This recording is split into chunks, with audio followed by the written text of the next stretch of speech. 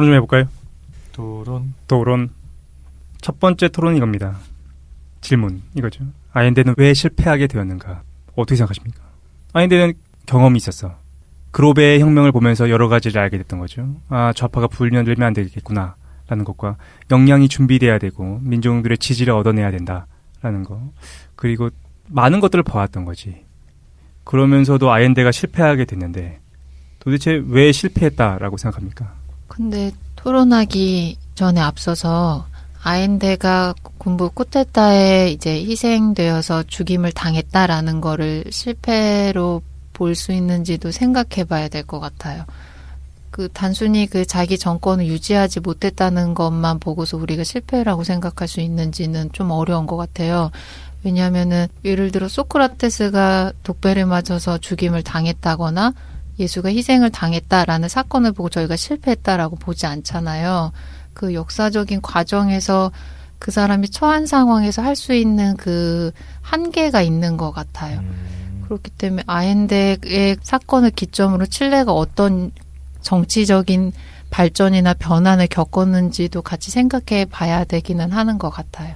이건 이제 철학적인 관점이고 네. 현실적으로는 실패한 거 맞지 않습니까? 그냥. 그렇죠. 피어체트가 17년 그래. 집권하면서 정권 뺏기고 다 민영화하고 외세 개방하고 실업률 증가하고 사람들 두들겨 맞아 죽고 이걸 아인대가 성공했다라고 얘기하기는 민망하다는 거지. 현실을 보면. 그리고 아인대 이 쿠데타 일어날 때 미국이 계속 개입하지 않습니까? CIA가 엄청 개입하지. 예.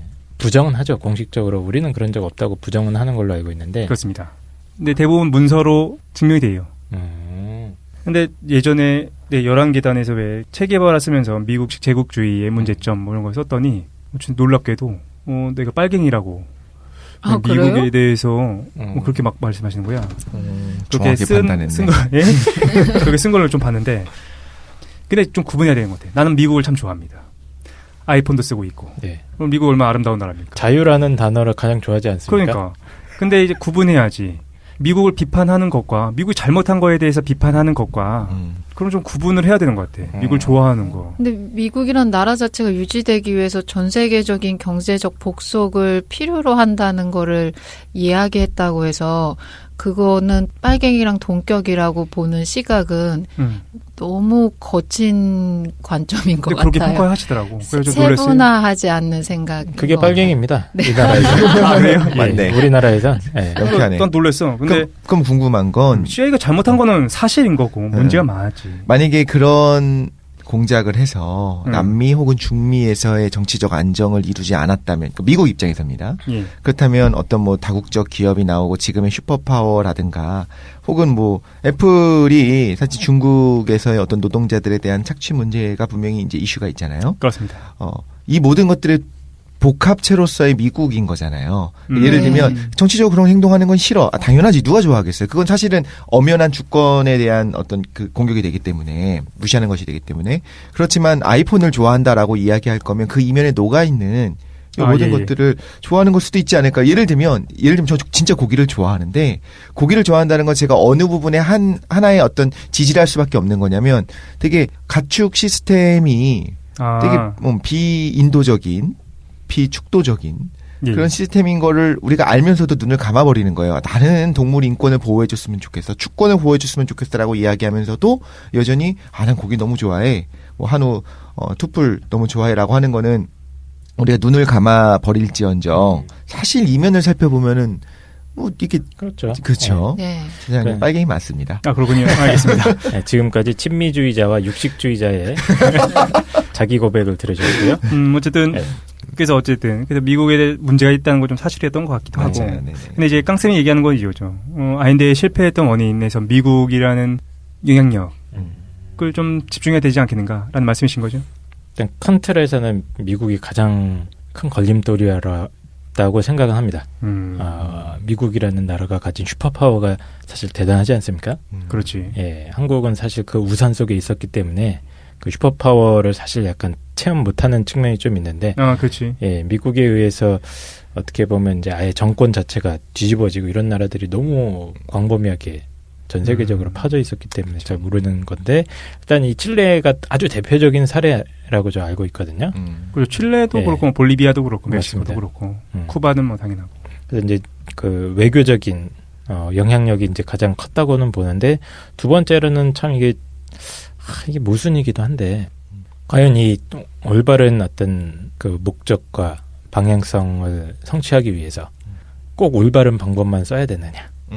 요거에 대해서 참 고민이지 않습니까? 지난번에 말씀하셨던 것처럼 예. 이제 힘이 있었어야 됐다. 그렇죠. 그러니까 아옌데 같은 경우는 이제 민주주의자고 예. 비폭력적인 방법을 옹호하는 사람인 거고 뭐 표현의 자유나 이런 것도 옹호하려다가 하다 보니까 어떤 내부적인 갈등, 군부의 쿠데타 기도 이런 거에 대해서 강력하게 대처가 안 되는 거야. 그러나 이제 여기에 대해서 조금 이제 전략적으로 접근했다면 다른 방법을 썼다면 결과가 좀 달라졌을 수도 있지 않을까. 분명히 달랐을 수 예. 있겠죠. 지금이랑. 근데 그 방법이라는 게 결국은 탄압하는 거거든요. 반대파를 때려잡고. 그렇지. 예, 감옥에 쳐놓고 인민의 군대를 만들고. 그렇죠. 예. 그런 방법이었을 것 같은데 참 그게 항상 갈등이 되는 것 같습니다. 깡쌤이 말씀해 주신 게 이제 지난번에 혁명편에서 깡쌤은 마르틴 루터 킹 목사가 있었던 예. 버스 안 타기 운동. 근데 지금 말씀하신 건 약간 말콤 X를 지지한 듯한.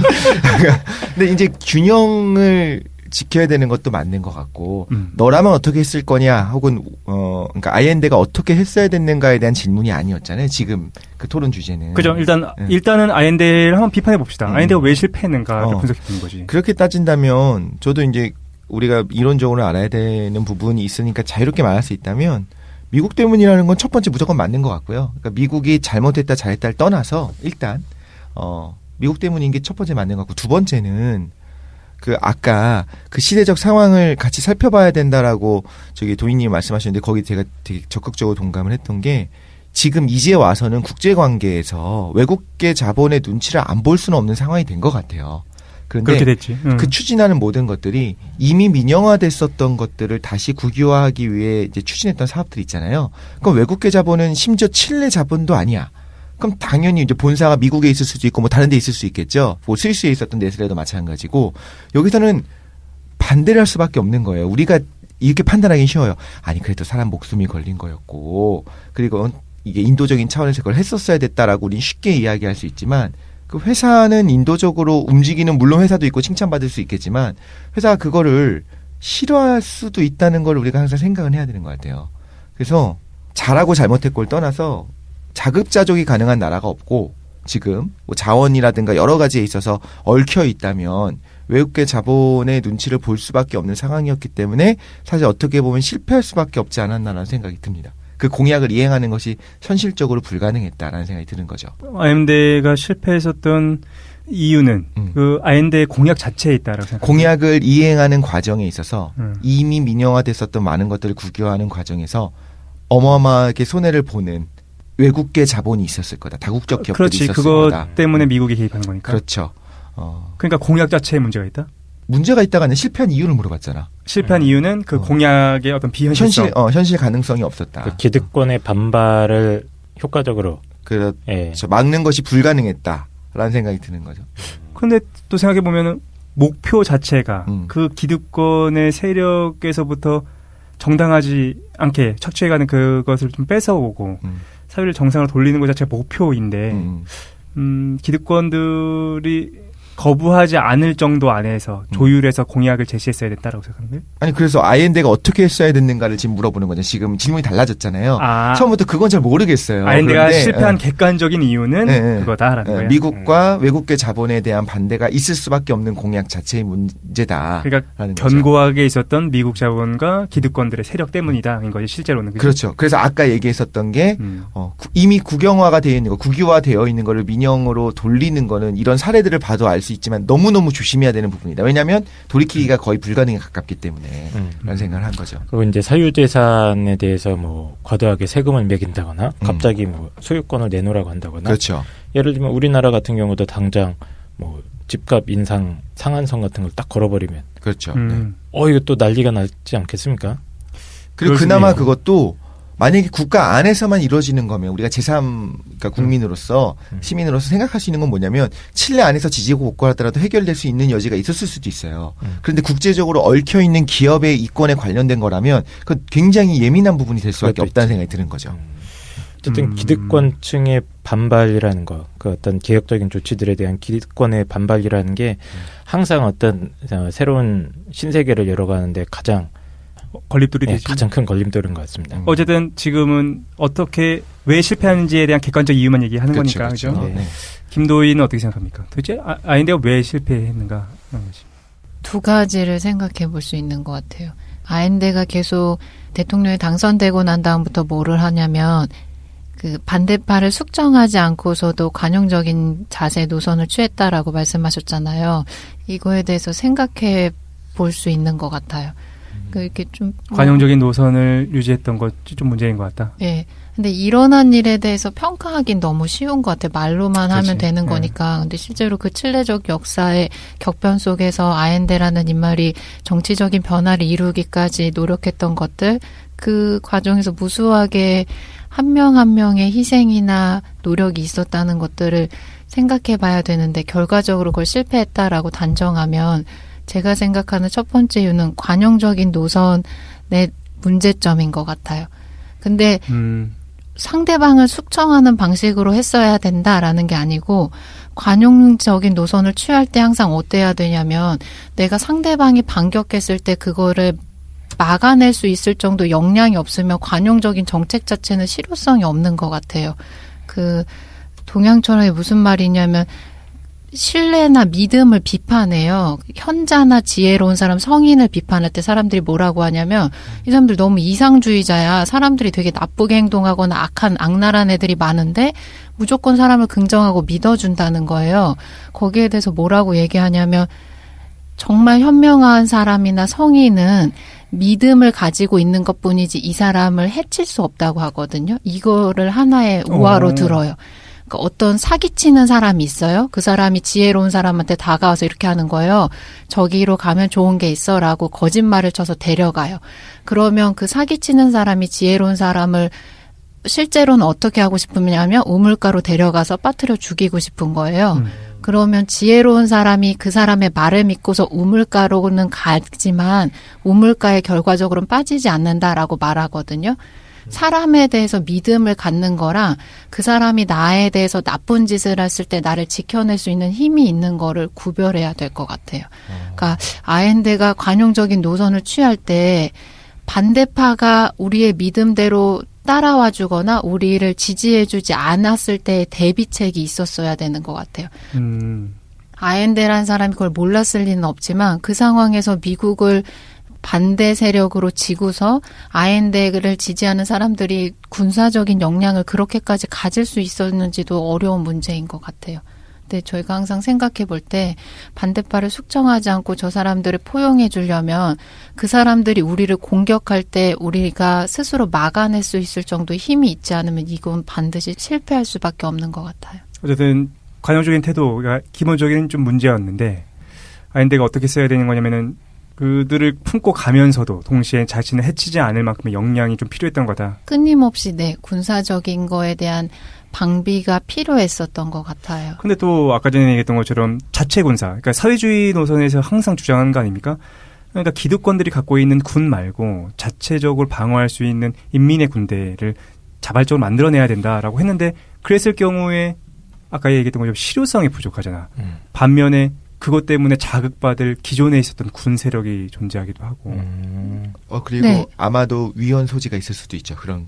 그럴 수도 있고. 그런 군을 조직하는. 근데 어쨌든 김도인 얘기는 뭐 충분히 이해할 수 있을 것 같고. 그럼 김도희님은 저랑 같이 시민군을 조직하는 걸로. 야, 그게 자극한다니까, 그게. 그리고 두 번째 문제를 생각할 수 있는데 기득권의 프레임 자체에 대해서 생각해 봐야 되는 것 같아요. 우리가 항상 그 기득권이라고 칭해서 얘기하게 되잖아요. 근데 이 기득권에 포함되어 있는 스펙트럼이 너무 많은 거예요. 예를 들어 볼게요. 만약에 저희 지대념자시 한국을 대표하는 대기업이에요.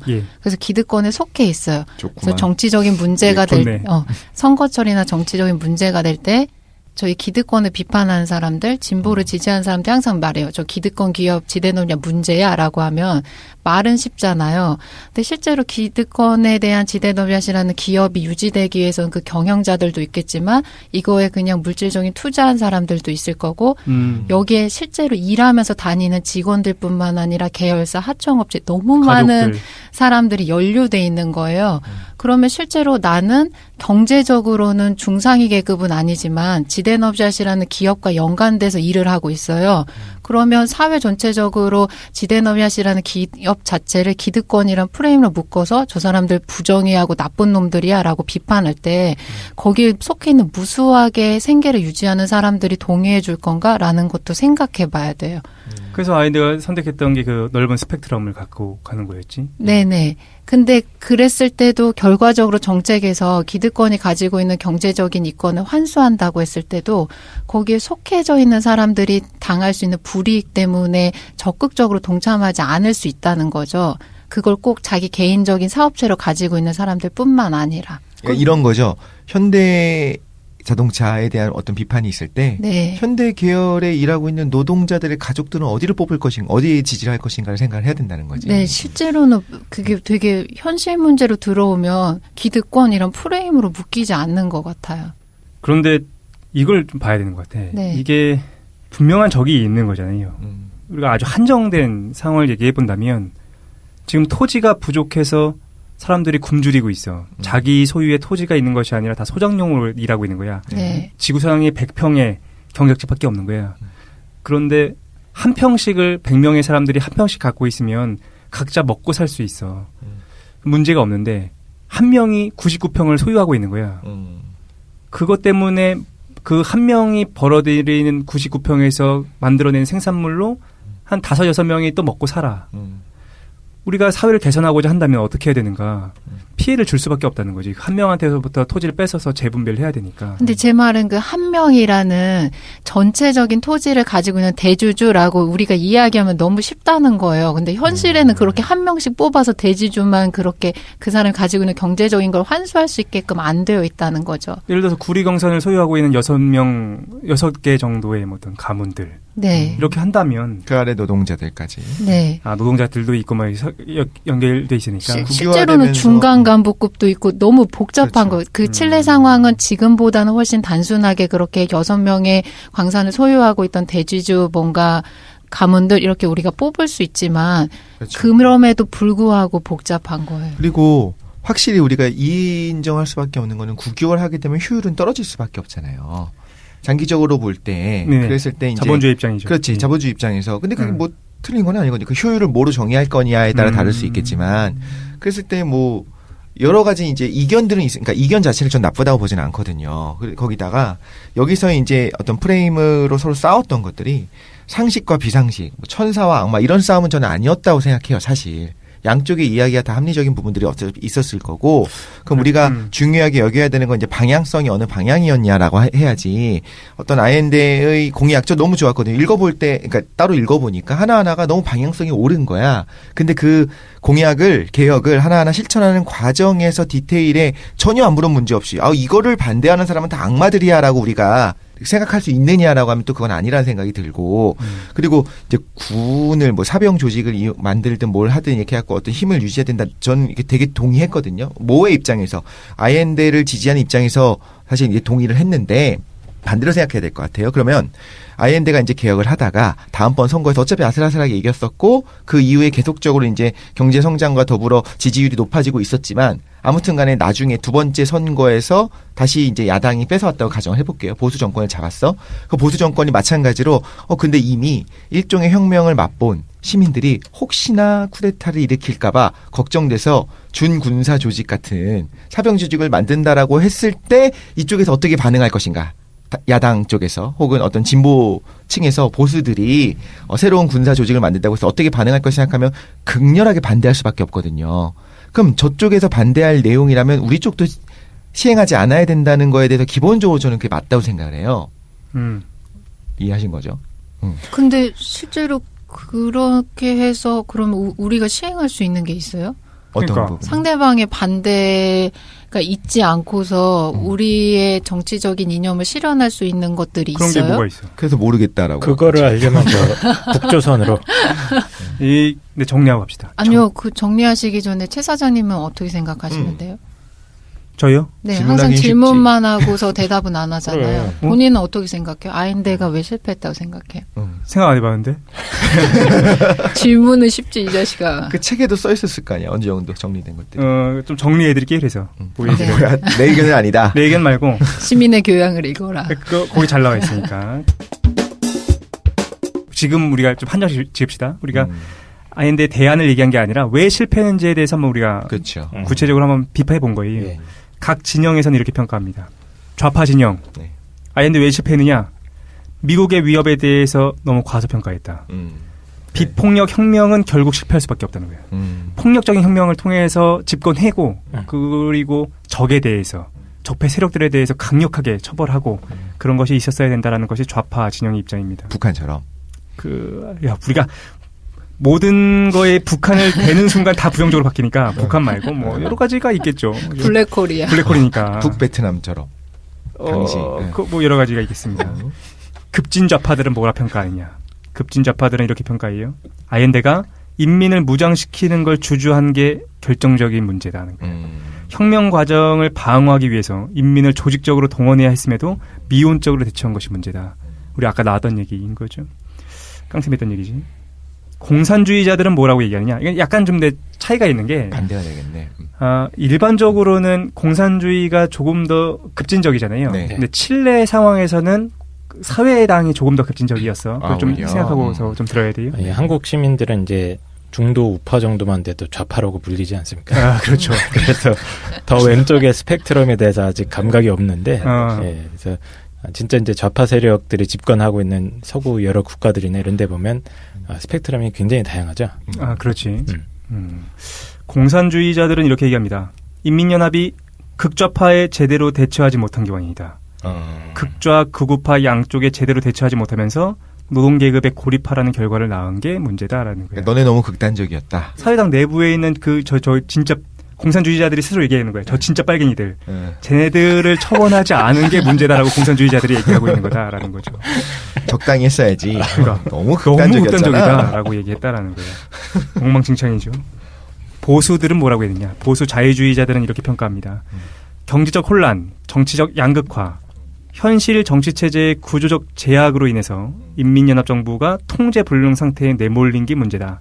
그럼에도 아엔데가 자신의 혁명적인 목표에서 한 발도 물러서지 않으면서 쿠데타가 불가피한 상황을 자초한 거다라고 얘기하는 거예요. 다른 거 두 개가 다 우리가 이야기했던 거였잖아요. 근데 지금 이 부분은 약간 핵심을 피해간 것 같아요. 왜 그러냐면 그렇다면 왜 경제적 혼란과 정치적 양극화가 일어났는지에 대해서는 여기서 얘기를 안 하고 있는 것 같아요. 딴 거는 명확하게 얘기했거든요. 아니 근데 어쨌든 근데 우리가 지금 아엔데 편에서 얘기해서 그런데 어쨌든 우리가 무엇인가 저 사람이 잘못했다라는 걸 평가했을 때 경제적으로 먹고 살게끔 못 해줬다라는 게 문제가 아니 된다는 오히려 경제 지표가 좋아졌었잖아요. 초반에 물론 뭐 심화된 갈등이 있었겠지만 그렇지. 실업률도 떨어지고 뭐 여러 가지 뭐 경제 지표 좋아졌으니까 아까 말씀하신 경제적인 지표가 좋아졌기 때문에 지지율이 상승하고 있었다라는 것까지는 우리가 이야기를 했었단 말이죠. 뭐 그렇죠. 근데 어쨌든 이렇게 보는 거지. 리더십의 부재 아니냐. 왜 사회와 경제를 이렇게 혼란스럽게 만들었느냐. 정치적으로 장악하지 못하면서 그게 스스로 자초한 거다라고 보수 진영에서 평가한다라는 거예요. 그 장악력. 장악력. 네. 그건 똑같은 얘기네. 근데 근데 문제는 그러니까 사실 이 얘기를 하고 싶어요. 비판하긴 너무 쉬운 거야. 물고 뜯고. 네. 근데 제가 이제 참고했더니 그 혁명적 민주주의자 살바도르 아엔데라는 책의 저자는 이렇게 평가합니다. 깡쌤이 얘기했던 거예요. 책임의 상당 부분은 아엔데가 개혁 정책을 지속하도록 내버려 두느니 차라리 칠레의 민주주의 제도를 파괴하는 쪽을 택했던 기독민주당 정부에 있다. 그러니까 기독민주당이 협조를 하나도 안 해줬잖아. 그러니까 미웠던 거야 아엔데가. 그러니까 민주주의를 차라리 파괴하고 말겠다라는 생각을 가졌다라는 거지. 같은 맥락에서 사회당의 극좌파 지도부 역시 책임이 있다라고 생각하는 거야. 그러니까 자신들의 이념과 이익 때문에 이 정부가 행동해야 되는 모든 걸 방해했으면서 그렇게 해서 실패했는데도 불구하고 아엔데 핑계를 댄다는 거지. 네가 잘못했다라는 거야. 너무 한국 상황과도 유사하네요. 그렇죠. 근데 그럼 여기서 약간 중도 좌파 역할을 하고 있었던 기독민주당 같은 경우에 그러면 일단 처음에 연대를 했잖아요. 그렇죠. 그러면 끝까지 그 모든 공약을 이행하는 데 있어서 도와줬어야 됐다라고 말씀을 하시는 건가요? 이게 저자분이? 연대 자체를 안 해줬잖아요. 연대 자체가 그러니까 그럼 기독민주당 연대를 했어야 됐다라는 거야? 그러니까 인민연합을 구성했던 거는 기독민주당 전체가 아니고 네. 기독민주당의 탈당파들이 연대에 도왔던 거고 네. 아슬아슬하게 아엔데가 이기면서 정책을 추진하기 위해서는 동반자로서 거대한 기독민주당 협조가 있어야 되는 거야. 근데 기독민주당이 협조를 전혀 안 해줬다는 거지. 난 좀 그게 이해가 안 가는 게 예를 들면 그러면 민주당이 정권을 잡았었을 때 우리 그 10년 동안 있잖아요. 그때 한나라당 혹은 새누리당이 도와주지 않았기 때문에 그런 거다라고 비난을 하기에는 걔네들은 원래 처음부터 그걸 안 하려고 했던 애들인 거잖아요. 난 지금 이해가 안 가 진짜로. 아니 정치적으로 내가 이걸 지지하지 않는데 도왔어야 됐다는 얘기인 거잖아. 그러니까. 아까 전에 어떤 얘기를 했었냐면은 그러니까 정치적으로는 좌측을 지향하는 사람들은 있지만 그 노선이 너무 다양한 거예요. 그렇죠, 그러니까 그렇죠. 기독민주당도 정확하게는 좌파 쪽을 이념을 추구하고는 있지만 그 아엔데가 소속했던 당이랑은 입장을 달리했었던 거죠. 그렇죠. 네. 네네. 그러니까 어떻게 보면 전체적인 지향점을 위해서는 협의가 필요했었는데 일단 협력했어야 됐다. 네네. 자기가 추구하는 노선이 성공하지 못했으니까 지지해주지 않았던 거를 문제 삼아서 얘기하는 거예요. 그렇지. 아까 전에 그 뒷부분에서 우리 프레이 기독민주당을 이끌었었던 전임 대통령이었던 프레이가 계속해서 아엔데의 협력이 거부했었던 거에 대한 얘기를 했잖아요. 네. 두 가지를 생각해야 돼. 기독민주당 같은 경우에 추진하는 방향성 자체가 이 정책, 예를 들어서 뭐 구리강선의 국유화라고 해봅시다. 그렇죠. 네. 정책에 반대한다면 반대하는 게 괜찮아요. 오케이. 그런데 기독민주당의 프레이는 어떻게 했었냐면은 아엔데가 어떻게든 이걸 집권하지 못하게 하기 위해서 계속해서 연대나 협력을 요청했는데도 불구하고 거부했잖아. 그치. 이것이 문제였다라고 저자는 보고 있는 거예요. 그 다음에 또 추가적으로 저자는 이렇게 평가합니다. 군도 좀 문제가 있었다는 거야. 헌정 질서 수호의 의무가 있었던 군들이 그걸 방기했다라는 거죠. 그리고 가장 큰 책임으로서 미국을 지목합니다. 미국의 개입이 없었다면 아엔데와 인민전선이 추진했던 혁명 과정을 가로막기엔 칠레 엘리트 집단이 너무나 작고 힘도 없었다라는 거야. 그런데 이걸 뒤흔들기 위해서 계속해서 중도 좌파의 역할을 해주고 있는 기독민주당에 어마어마한 지원을 함으로써 계속해서 아엔데를 방해했다. 그것이 이제 저자가 제기하는 문제점인 거죠. 중도 좌파를 우파로 만들어버린 거죠. 그렇지. 말은 좌파의 정책을 추진하지만 실제적으로 그걸 추진할 수 없게끔 만들었다는 게 문제가 되는 것 같다라는 거죠. 사실 저도 저자의 입장하고 좀 비슷한 것 같아요. 우리가 아까 그 얘기를 자꾸 하고 제가 그걸 강조하지 않았습니까? 적과 경쟁자를 좀 구분했으면 좋겠다라는 거. 우리가 정치인들을 비난하고 욕하는 것은 어떻게 보면은 그들이 추구하고 있는 이념적인 측면을 비판하는 건 아니라는 생각이 들어요. 뭘 비판하는 거냐면 권력 투쟁에 대해서 비판하는 것 같아.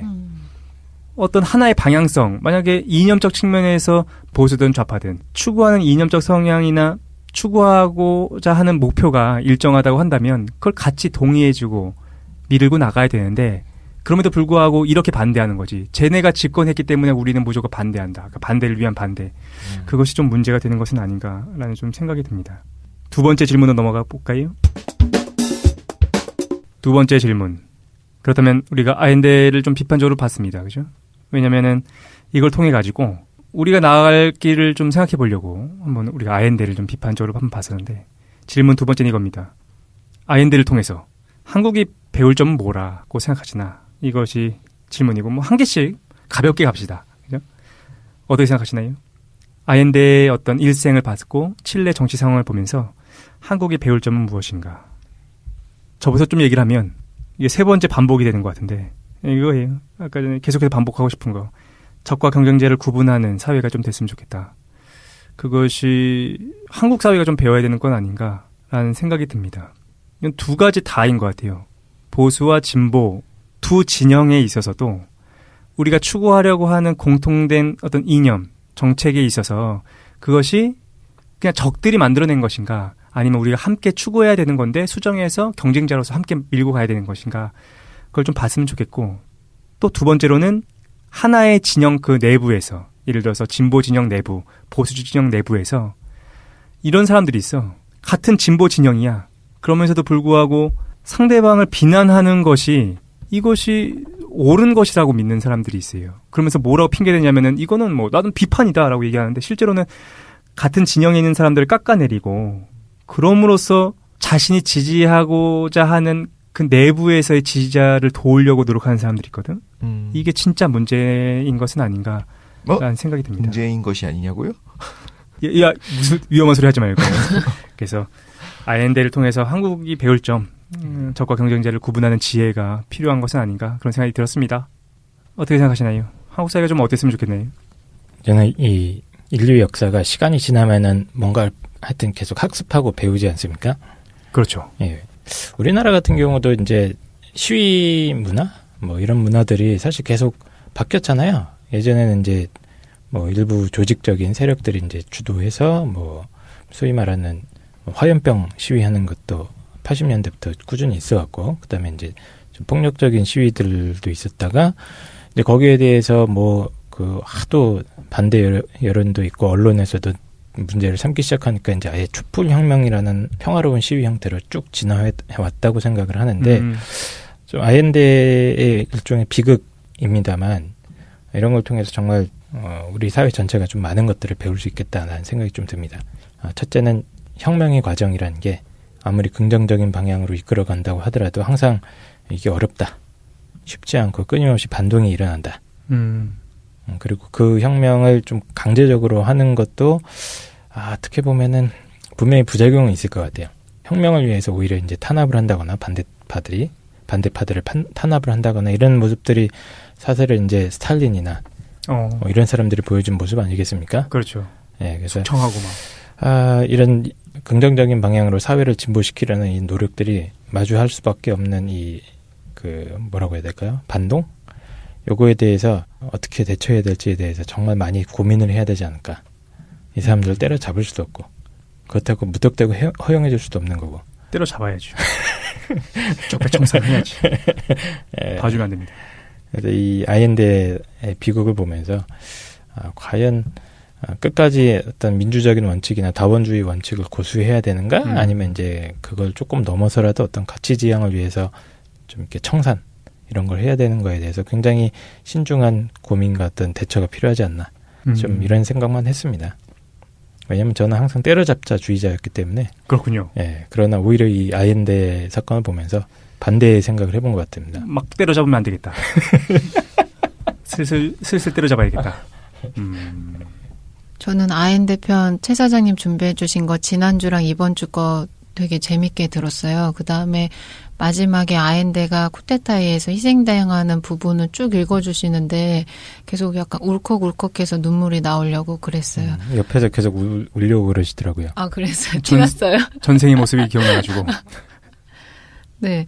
왜 그러냐면 첫 번째로 이상적인 인간에 대해서 생각해 봤었던 것 같아요. 최 사장님 11계단에서도 이상적인 인간이 나오잖아요. 근데 저희가 항상 이상적인 인간이다라고 하면 비현실적인 사람이야 라고 동의어로 쓰는데 그것과 다르게 자기가 믿고 있던 정치적인 이념이나 가치관을 실현시키기 위해서 전 인생 동안 살아온 그 과정을 되돌아볼 수 있는 시간이었었던 것 같아요. 그래서 어떤 생각이 드냐면 한 사람이 자기가 믿는 신념을 저렇게까지 추구하는 과정 자체가 내용을 전해 들은 것만으로도 감동스러웠었던 것 같아요. 그리고 두 번째, 한국 상황에서 아엔데 내용을 가지고 뭘 생각해 볼 수 있는가라는 질문에 대해서는 저는 한국이라는 것보다는 제 자신에 대해서 이제 생각해 봤는데 뭔가 사람을 알아볼 수 있는 안목 자체가 필요하고 그것을 갖추기 위해서 나부터 되게 노력해야 된다는 생각이 들었어요. 왜 그러냐면 눈에 뭔지 알겠어요. 말도 안 했는데 이 자식아. 죄송합니다. 네가 이해한 거 아니야. 그거 아니에요? 네네. 맞는 것 같은데. 네. 그러니까 저희가 계속 뭔가 강한 적대적인 방법이 필요했다 이렇게 얘기하잖아요. 근데 아엔데도 집권해서 군사적인 걸로 쿠데타를 제재하거나 그 사람들을 척결하는 방법은 오히려 더 쉬웠을 거예요. 이거는 뭔가 고민의 과정이 없이 그냥 상대편을 제거하기만 하면 되는 거예요. 근데 자기네 팀 내에서도 방법론이 너무 다양해가지고 추구하는 것들이 분열돼 있는데 이 사람들의 의견을 다 받아줘서 관용적으로 통합하기는 어려운 거예요. 거긴 되게 무수한 노력의 과정이 있고 그거를 또 인내해서 시간이 더디면서도 같이 이끌어가려는 그 노력이 필요하거든요.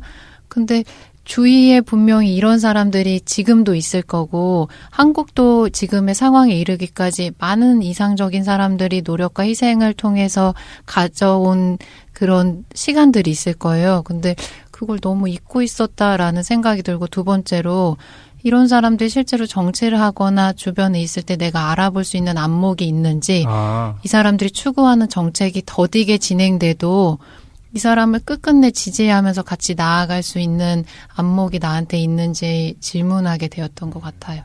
한국 사회가 안목이 필요한 거야, 그지? 네, 그리고 누가 아이엔데인지, 네. 누가 프레인지. 그리고 저희가 되게 중요한 순간 기점을 맞았잖아요. 근데 여기까지 오기도 너무 많은 시간이 걸렸지만 이게 정말 시작이라는 생각이 들어요. 왜 그러냐면 저희가 되게 결정적으로 역사에서 인식하는 중요한 혁명, 프랑스 대혁명도 그 뒤에 바로 뭔가 인문이 실현된 게 아니고 공포 정치로 회귀하잖아요. 그러니까 되게 중요한 출발이자 시작도 잘못하면 더 상황이 악화될 수 있는 것 같아요. 아엔데처럼. 그래서 한국도 중요한 이제 앞으로의 뭔가 선택이 남겨져 있는데 다들 현명하신 선택을 해서 좀 더 나은 방향성으로 나아갈 수 있으면 좋겠어요.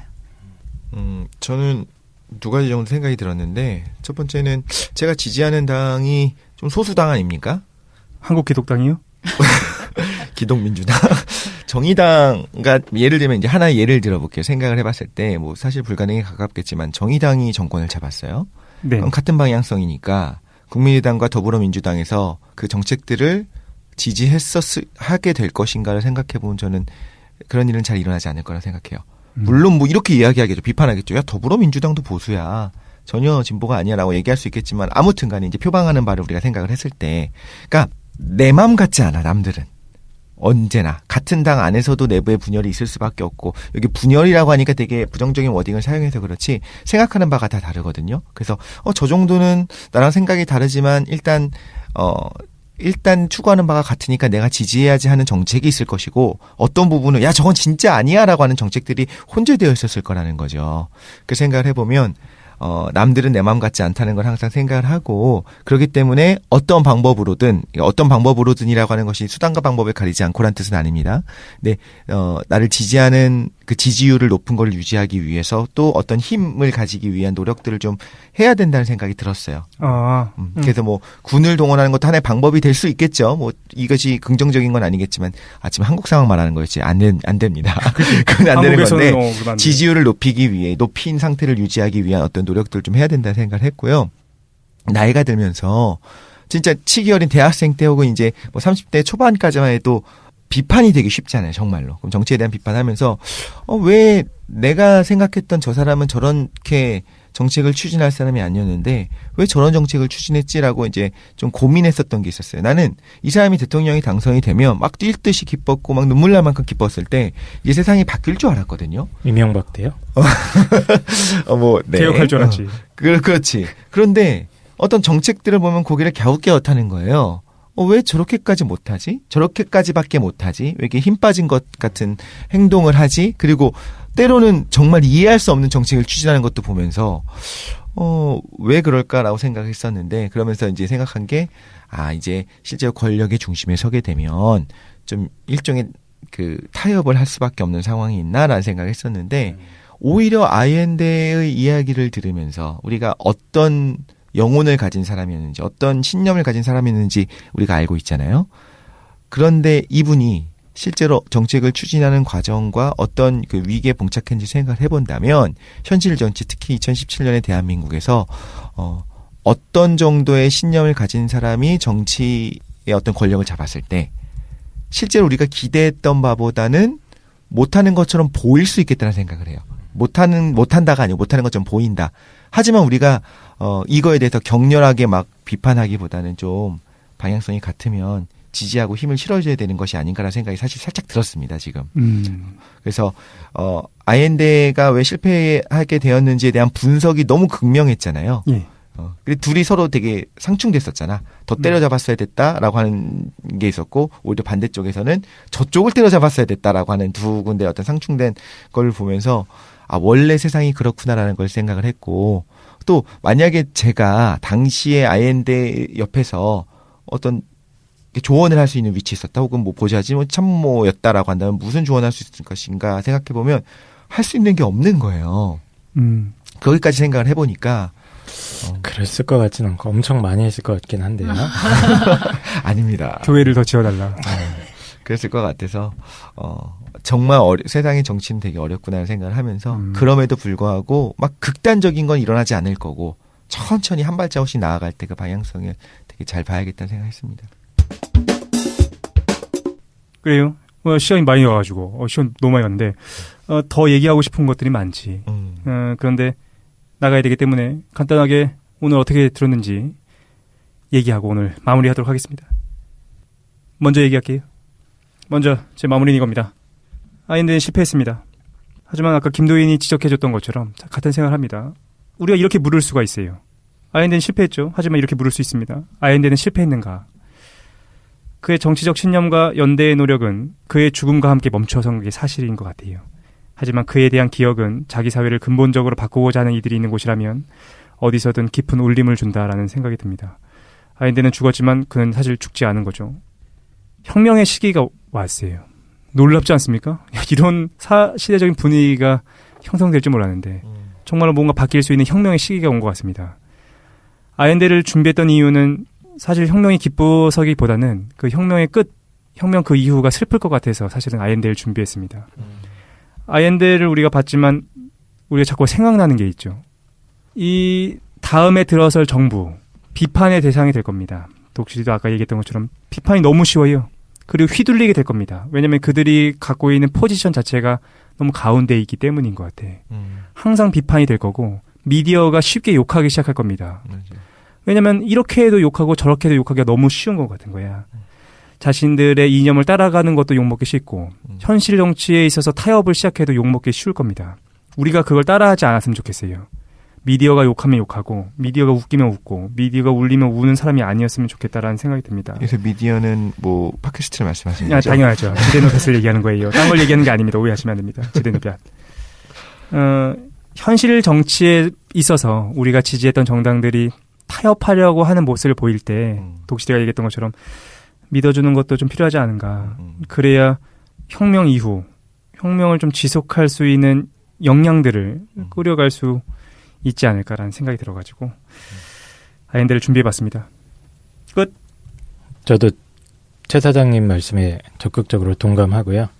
현실 정치에서 항상 발생하는 어떤 분열이나 갈등하는 모습을 계속 보다가 보면 짜증나지 않습니까?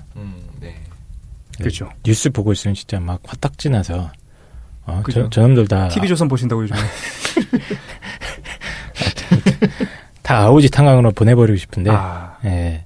그러나 이제 그 멀리 역사적 관점에서 좀 조망해 볼 수 있으면은 참 좋을 것 같아요. 언젠가는 이 잔잔한 흐름이 모여서 큰 어떤 물줄기를 만들어가는 것 같거든요. 인류 역사 전체적으로 봐도.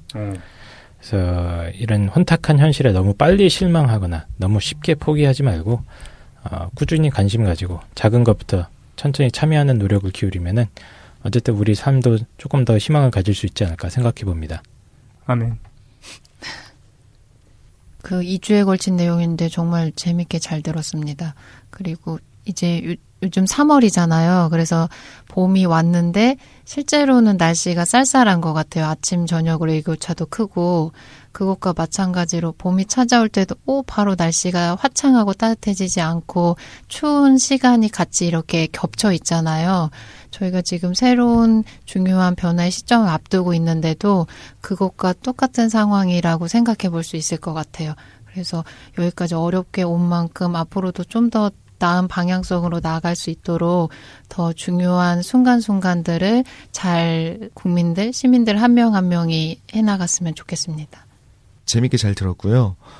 저도 속상한 부분들도 많이 있었고 생각한 거리가 되게 많았던 것 같아요. 우리가 이걸 마음속으로 그냥 한 번씩 계속 생각했으면 좋겠고 우리가 비판하고 싶은 마음이 한 번씩 들 때마다 물론 그 비판하고 싶은 거 비판하는 것이 전 민주주의라고 생각해요. 그런데 그럼에도 불구하고 큰 마음으로 이 사람이 어떤 영혼을 가지고 있고 정치적으로 어떤 방향성을 가지고 있는가 생각하면서 우리가 묵묵히 지지해 주는 것도 좀 중요하지 않나 생각을 했습니다. 어쨌든 시간 다 돼가지고 긴 시간 동안 고생 많이 하셨고 다음 시간에 놀랍게도 4월 첫 번째 주에 나가지 않습니까? 3주년 방송을 진행하게 됩니다. 벌써요? 3주년 어쨌든 네. 긴 시간 동안 고생하셨고 네. 다음 시간에 뵙는 걸로 하겠습니다. 알겠습니다. 수고하셨습니다. 고생하셨습니다. 네. 네.